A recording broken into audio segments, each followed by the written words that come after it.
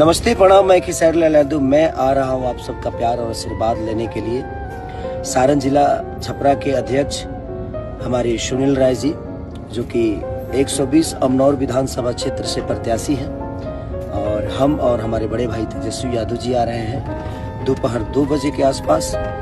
तो अरना कोठी फील्ड, कटसा चौक के नज़दीक।